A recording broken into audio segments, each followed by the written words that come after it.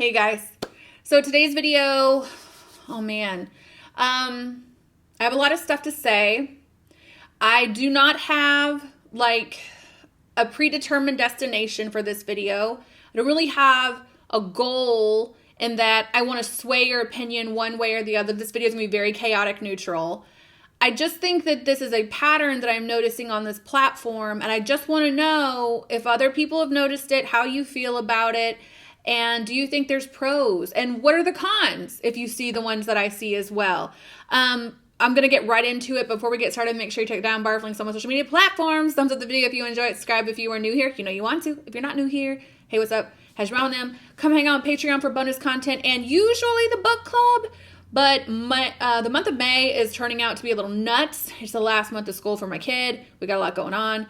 So probably going to skip the book club this month and just do bonus content over there. Some extra videos that won't go live on YouTube. I'm thinking about doing a true crime and makeup time and a story time video about an abusive relationship that I was in, because I do want to tell the story, but YouTube feels like not where I want to tell it. So all that down below.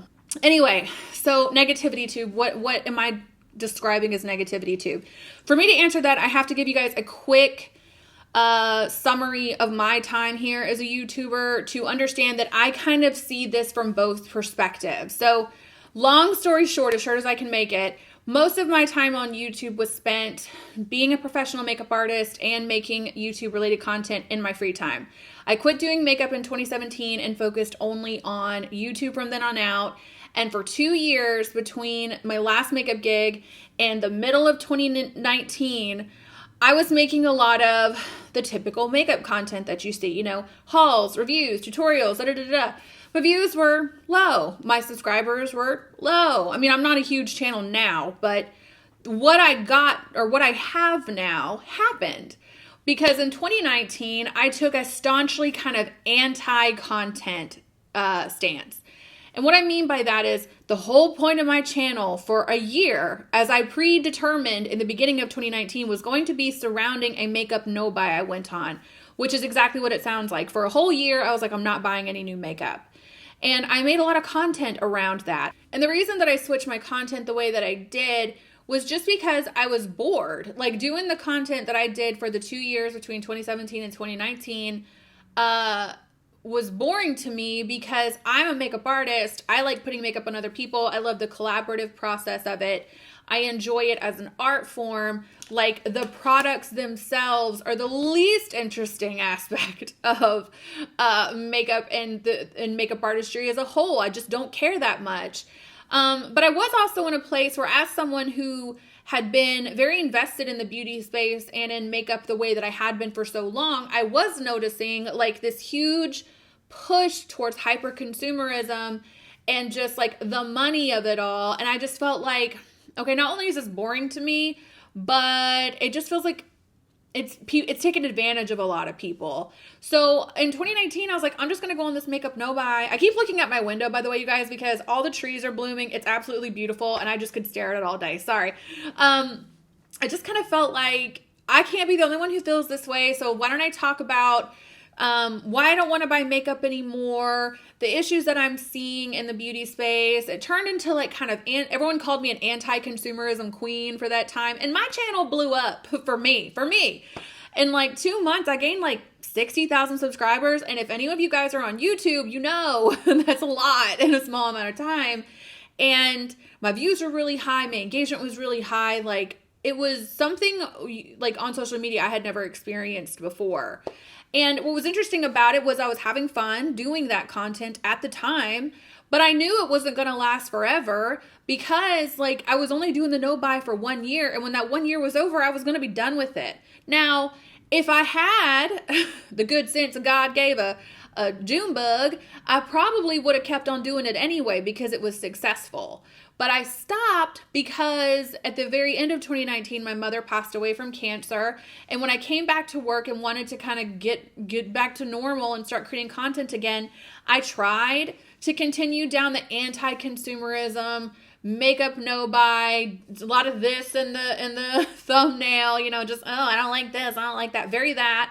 But what happened was, because I was already in such a dark place emotionally, because my mother passed away, not only did I barely have any interest in anything because I was horribly depressed, but I also couldn't get my mind around why, if I wasn't doing well emotionally, that I would spend my energy and my time talking about things that don't make me happy, that don't spark absolute euphoric joy in me. Because while the time that I did spend talking about Makeup No Bias in 2019 was fun for me, it wasn't because of the anti of it all. It was more like interesting to me to discuss sales psychology, to discuss marketing, to discuss human behavior. Like, that was fascinating to me. I enjoyed that so much. But overall, it was still rough pumpkins to talk about things that were not just like, yay, this is great. Like, I just couldn't do it. So I took a long time off of YouTube on 2020. And when I came back, I was like, I'm just going to talk about literally whatever I feel like. And this year, I've also just kind of done the same thing. I just talk about whatever I want to talk about. If it does well, it does well. If it doesn't, it doesn't. I literally don't care. I couldn't care less. And if I did care, I would go back to talking about the anti-haul Makeup No Buy stuff, because I know that if I start doing it tomorrow, my channel will probably blow up again the way that it did. But, and this is kind of why I'm making this video, I'm starting to wonder what all of this like anti-content is amounting to. And I'm going to call it anti because it's not pro. And the anti-content I'm talking about, YouTube is just only recommending this stuff to me now. Literally, I keep trying to tell the algorithm, like, not interested, don't recommend this to me. I just don't watch it, but it keeps showing up. It's like every video that gets recommended to me usually has like the downfall of in the title, or everything wrong with, or the problematic history of. And like, don't get me wrong, okay? Don't put words in my mouth. I completely acknowledge, agree with, and support exposing racist, homophobic, anything along those lines that are opening up conversations surrounding issues that we're facing socially, economically, politically. I definitely would never suggest that everyone just needs to shut up and stop talking about it, but that's not what I'm talking about. Understand, that is not what I'm talking about. I think those are absolutely conversations we need to be having. I do think we need to find a balance with how much we're exposing ourselves to it, because it is draining on one's mental health after a while. There's tons of studies that support that. That's not anecdotal. But I think I'm glad it's being made, and it needs to continue being made, because social media is just going to do that. We grew up, if you're like me, I'm 35. Most of our lives were spent like with the sneaking suspicion that something was going on, but we couldn't talk to each other the way that we can now. And the conversations that are being had overwhelmingly are in the pursuit of positive change, that I'm like, yes, two big enthusiastic thumbs up, yes. But again, it's not what I'm talking about. I'll give you an example of what I'm talking about. Two really good examples. In 2018, I can't remember when it was, and actually since then, there's been times, me personally, I'm just as guilty of this as anybody else, so don't let me hop on a high horse, where I was really engaging with and watching a lot of beauty guru gossip stuff. Maybe it felt on some level like my obligation to stay informed about what was going on in the community that I was working in on the internet. But overall, probably not. It was probably more something like I had my own stuff I needed to be facing and dealing with, but it was a whole lot easier to sit around and just pick apart what everybody else needed to do differently and why they needed to do it differently and why I had all the answers and da-da-da-da-da, which is essentially what that content is. It's just a spectacle of other people's screw-ups, which I have said this a lot lately, and I'm going to say it again. I do not believe for 1 second that if you were making judgment, passing judgment on other people, your hobby, that you're not internalizing that. I don't believe it. If you spend all of your time engaging in this content, watching it, hanging out in the comment sections, over time, I truly believe, and I need to look into this because there's got to be something to back this up. You're going to assume the same type of backlash will befall you should you ever mess up. We are humans. We are going to mess up. People are going to screw up. It's just that some people have chosen to make that their job, to point it out, to talk about it, to dissect it, and to act like, oh my God, they've never done anything wrong in their lives. And I think that over time, if you are terrified of taking chances, terrified of being yourself, terrified of screwing up, you're going to hold yourself back in life. I just believe that's what happens when you make judgment your hobby. Could be wrong. Could be wrong.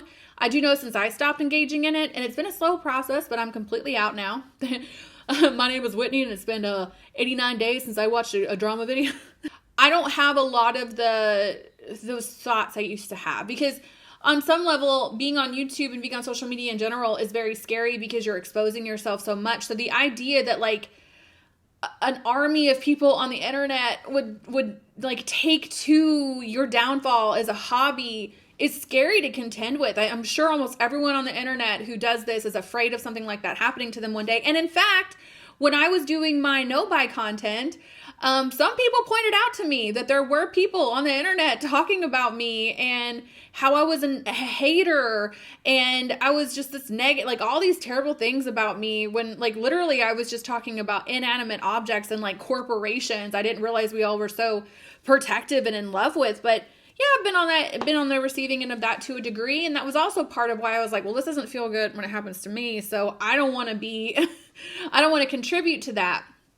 But anyway, all that being said, there was a time when I was very invested in it. And I remember a time back in 2018, 17, 18, I don't remember, when Jaclyn Hill was getting a divorce from her then husband. And first of all, I've been through a divorce and it don't feel good. It's not fun. It is trauma. It's traumatic. It is something that is like you experience the same level of stress through a divorce as you do with like the death of someone. It's a very difficult thing to go through.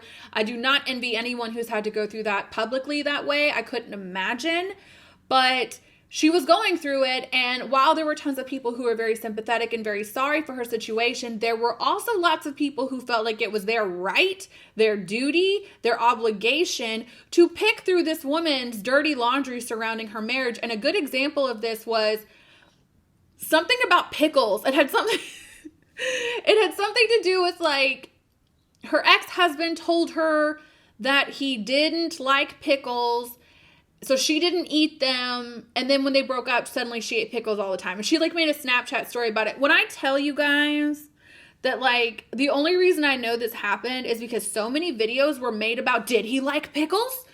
No. Well, Jaclyn's a liar because he did like pickles. It was like so stupid. And that's just an example, but there's been many more where it's like, yes, people screw up. Everyone screws up. Fun fact. I hope all of you guys are that are so perfect out there who are never screwing up are really just enjoying the shit out of this life, because the rest of us mere mortals here on earth screw up. Everybody screws up, but the enjoyment that was taken in this and just the delight that was I had to be. People don't tend to do things that don't work for them.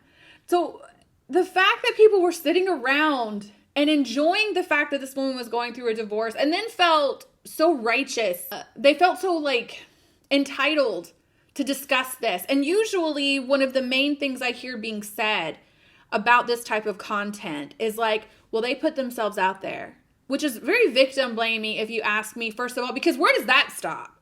You know, if I make videos on the internet, yeah, I guess to an extent, no one's forcing me to do this. I chose to get up here. And if people want to rip me apart, which they have, I have it coming. Is that what we're saying? Because where does that end? If I walk out of my house right now and go to a street party and I get mugged or assaulted, did I have that coming because I put myself out there? Like, where does the line stop? And what does all of this misplaced anger, what does it do? What does it amount to? What is it getting us? Again, I'm not talking about social issues, political issues that need to be discussed. Understand, I don't mean that. But what I'm talking about is very, very, very much so not that. It is not that. It is this obsession with what are the Kardashians doing? What is this person wearing? Who gained baby weight? Who's breaking up with who? Like, I get on some level that it is a pastime for people, and Also, as someone who made a lot of growth on their social media, sort of doing kind of like this anti or like let's sip the tea content, I know the dividends and the benefits to it. And I'm not going to begrudge anyone a paycheck, man. We live in a capitalist society. Like, you got to pay those bills. I get it. It's fine. But like, as the people who are viewing it, are we taking inventory of our role in this? Because I'll give you another example of why I think it's so interesting that we're watching this play out the way that we're watching it. In 2021, this year, I think it was FX that originally aired a like kind of mini documentary about Britney Spears' conservatorship. And a lot of people I cannot stop looking outside at these trees, you guys. I'm such a weirdo. I'm sorry.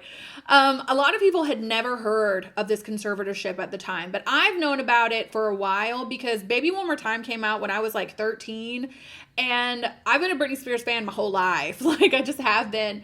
So I knew about it. And I too, truly, believe me when I say, had a really rough 2007 to 2009, 2006 to 2009, really dark time in my life. And I don't know what I would do if cameras were following me around, reporting on it, exploiting it, using it to get views, profiting off of it, and then that haunted me, which my choices have haunted me for a long time, so I also know what that's like, for the rest of my life. Like, but you have to understand that back then, everyone kind of felt like, well, she's putting herself out there. You know what I'm saying? Like, it's fine because she's famous and they don't have people and they don't have feelings and we have no role to play in this. We're just We're just saying our opinions. Like, very that. Now we look back at that and we're horrified at the fact that we acted that way collectively. And I'm not included in that because I wasn't participating because I loved Britney and I never understood it. But that doesn't mean I've never participated in a public shaming either. That's really what we're talking about. We're talking about public shame for profit. And what's interesting about it, and what will always be interesting about it, again, I've kind of touched on it several times in this video, but I'm going to say it again. This idea that we have any right to judge, any room to judge what other people are doing just because they happen to be on the internet and we're not, is a joke. Because let me tell you something, we all are on the internet to some extent. You know, we might not have 7 million subscribers. We might have 700 friends on Facebook, but we're very, very, very much so intentionally curating and creating our own social media presence. We'd like to think that it's only, influencers are photoshopping and they're only showing the highlights of their life. Everyone's doing it. And it's so easy for us to point at influencers and talk about how that's affecting our mental health and how they shouldn't be doing that. We're doing it too. So what I'm getting at is we're just trying to put all of our shit on other people all the time. And I'm really not sure what the dividends there are, because I'm really not sure to what end, and so that what? Because again, if you have all the time in the world, and I've been a part of this, like I said in the past, where I was watching these videos, I was hanging out in comment sections, I was like being a part of it, but that was still hours of my life that were spent really consumed with, concerned with the actions of other people. So that what? You know what it did? It just gave me a couple of hours a day not to have to think about my own life and what I was doing wrong. And that is the escapism of it all. And that is why people will ultimately say things like, it's harmless. It's just something I do for fun. Like, that's fine. But is that the best use of your time? Like, have you got your shit figured out, man? Like, every time I am in company with people, and I've been this way for a long time, but the older I get, the more I become this way, where it's like, I don't want to talk about what other people are doing. I don't care. Anytime my friends come to me and they're like, girl, did you hear what so-and-so? Nope. La, la, la, la, la, la. I don't care. I don't care. Like, I don't care. Because any of that energy that I could spend, well, here's what they should do, and here's what they need to do differently, that is 100% energy I could be putting on this girl right here, because I haven't got it all figured out. And we're probably never going to have it all figured out. But you're definitely not going to get any closer to that, sitting around and concerning yourself with other people and their lack, what they lack in. It's just such a projection thing. And I think it's unhealthy. I think it's creating divides between people. I think it's also probably very like almost right on schedule with where we are culturally, especially, you know, after everything that happened in 2020. Some of us still locked in this house. Some of us don't see any change coming anytime soon. Lots of frustration, a lot of anger. So what are we doing? We're taking to the internet and we're spewing it out everywhere. And again, I've been there. I understand. I'm not trying to get up here and be like, ugh, peasants and all your pointless endeavors on the internet. Like, I've done it. I'm not proud of it, but I did it. But those days are over for me. And I can tell you just from a mental health perspective, you guys, if you are struggling with your mental health, I truly believe one of the worst things you could possibly be doing is spending your time on the internet in these spaces. I just don't think people are really considering the long-term effects of exposing yourself to this type of content over time. You know, they say you are the company that you keep. You know, show me your 3 closest friends and I'll show you who you are. You are the combined efforts of everyone that you meet and all that stuff. It's just like a cliche because it's true, man. If you are watching people who make mistakes get dragged over the coals, if you're watching their misfortunes get ripped apart and ha ha ha, and look at the things that people think about this person's mistakes. What happens if I make a mistake? I think that's going to really encourage you to lead a very small life, terrified of the judgment of other people. And again, these people who are passing all this judgment, I'm willing to wager anything, don't have their crap together either. And quite frankly, I'm very empathetic towards, which is kind of counterintuitive because I have been, again, the victim of these types of people. But at the end of the day, I can tell by the intensity of their anger towards me because I didn't like Too Faced's peach collection, that not only is this not about me, but they're hurting so much inside that they just have no idea what to do with it. And I've never been in that situation. On the worst day of my life, which I've had a couple times, my first response, not even my 5th idea of how to deal with it was to get on the internet and be hateful to someone. My brain does not go there. And I'm not saying, and therefore I am the right way. But I'm pretty sure that's not the right way either. And I can sleep pretty good at night knowing that I've never hurt so bad that I need to do that kind of stuff. So I feel sorry, really sorry for those people. Doesn't mean I want to interact with them. And I certainly don't want to be mimicking their behavior either. Like, I don't want anything to do with the type of people who think it's funny to rip other people apart, especially over metrics that don't matter. Like these social constructs of like what successful is and who's hot and who's not and who's old and who's young and who's thin and who's fat, and all for what? Like I was saying, I told you guys I didn't really have a point. I think I'm just ranting at this juncture. I don't even know. I filmed this video a few times, and each time I sit down to do it, I don't feel like I have any more of a solid place to land.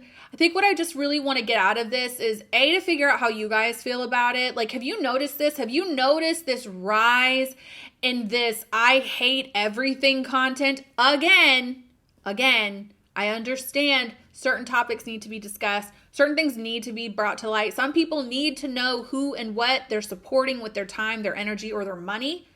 Totally for it. Again, that doesn't even make up a portion of the type of content I'm talking about. I considered pulling actual videos and pointing to it. But again, I don't think that would make me any better than the other people who are doing this exact same thing. Like pulling up somebody else's content, pulling up someone's name, and using that to further drive my view count up and also position myself as the superior one to them. That's what I don't understand. Like, it's okay to be like pro you, pro your stuff, pro your ideas without it having to be like, but anti this person. You can exist and have an opinion that does not have to subsist on the back of somebody else's downfall. Again, there's nuance to this. Don't put words in my mouth. But I do want to know, like, how do you guys feel about this? Do you engage with it? Have you ever gone through periods where you were very engaged with it and then removed yourself from it and noticed almost like a weight gets lifted off of you? Because personally, I think it does. What I experienced was just a little bit more confidence in like my ability just to be who I am on the internet and like not be so preoccupied with what do people think about it, because I don't expose myself to what people think about it anymore, because screw them, who cares? May is Mental Health Awareness Month. I'm going to turn the camera off and actually make a video about my mental health journey over the past year. But like I said, I think if you're struggling with mental health, if you're not doing okay mental health wise, and I've always been an advocate for this, but I would seriously suggest curating your social media to something that is serving you instead of harming you. And again, just because you think that you're the, like, what is that phrase? Better to be at the side of the devil than in his path. Like, just because you're on the laughing side of it doesn't make you any better in this very negative situation. That being said, I hope this video was at all interesting, thought-provoking. I don't know. Feels like where we're going, like I said, as a culture. I think it's just further dividing us.